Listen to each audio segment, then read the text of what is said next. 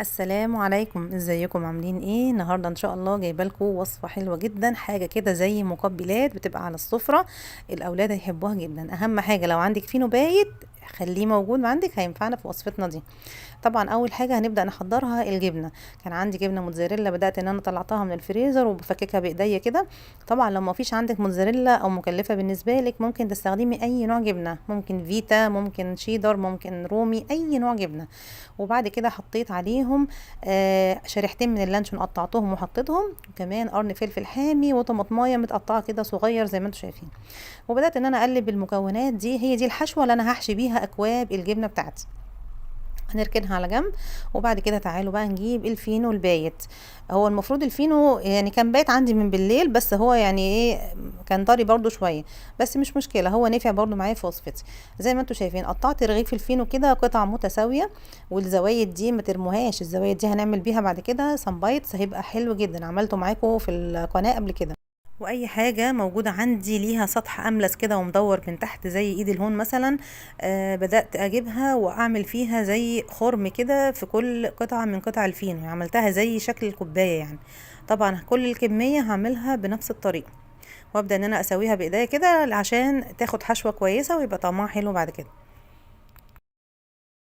وبعد كده هنجيب صينية على قد كمية الفينو اللي احنا قطعناها، وهبدأ ان انا ارص فيها اكواب الفينو اللي انا خلصتها كلها كده. ونجيب بعد كده زيت زيتون والفرشة بتاعتنا، ونبدأ ان احنا ندهن اكواب الفينو بزيت الزيتون كده علشان ادخلها الفرن، يعني لما ادخلها الفرن تاخد طعم قرمشة حلو كده. بعد ما دهنتها بزيت الزيتون هبدأ ان انا احشي بقى الاكواب بتاعتي كده بالجبنه واللانشون كده والحشوه اللي انا عملتها يعني. هبدأ ان انا اضغط عليها بالراحه كده بالمعلقه الصغيره، في على فكره في منهم انا بدأت ان انا امسكه واعمله بايديا، يعني بصوابعي كده اضغط عليها لجوه، علشان كل قطعه فينو يكون في طعم ايه، طعم للجبنه كده واللانشون، ويبقى طعمها حلو يعني.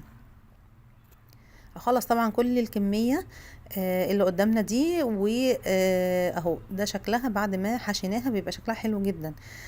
وبعد كده بعد ما خلصت دخلي بقى على الفرن على طول، يبقى الفرن عندك سخن وكويس، وندخل على الفرن على طول، وهنشوف شكلها لما تطلع من الفرن. ده شكلها بعد ما الجبنه ساحت الاكواب الفينو اتحمصت نفسها كده من بره، بقى طعمها حلو جدا. انا طبعا بطلعها بحذر لان هي لسه سخنه، فبحاول ان انا امسك لكم كده. بصوا ما شاء الله الموتزاريلا بتشد معايا كمان، يعني دي حلاوه بقى الموتزاريلا في الوصفه دي، ان هي بتشد كده وغير طعمها الجميل يعني. بصوا ما شاء الله خدت قرمشه جميله من تحت اهي. هفتح لكم ان شاء الله، هحاول ان انا يعني افتحها لكم عشان تشوفوا برضو الموتزاريلا وهي سايحه من جوه. ما شاء الله جميله جدا، عايزه اقول لكم طعمها كان تحفه جدا. ودي كانت وصفتنا النهارده لاكواب الجبن اللذيذه، اعمليها هتعجب ولادك جدا. اشوفكم على خير في الفيديو اللي جاي. ما تنسوش بقى الاشتراك في القناه لو عجبك الفيديو. السلام عليكم.